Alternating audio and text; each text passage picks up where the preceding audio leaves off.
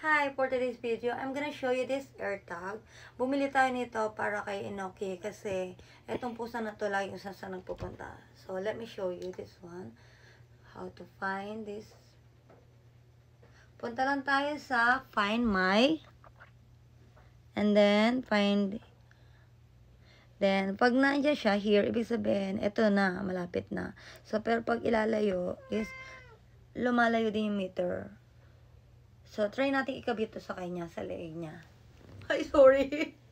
Sorry. So, dito lang siya.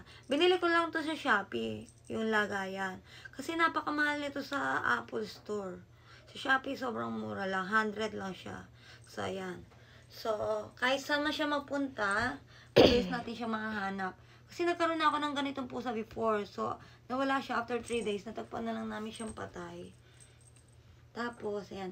So, pag here, ibig sabihin, nandiyan na siya. So, pag ilalayo natin, is malayo pa. Malayo pa siya. So, kung mawala man siya, mabilis natin siyang matatrack, mahanap. Kasi napakagalat talaga. Kailangan niya yan. Binili ko siya sa Apple Store. Ito, para kay Inoki. Ang price niya is 1,890. So, isang piraso lang siya.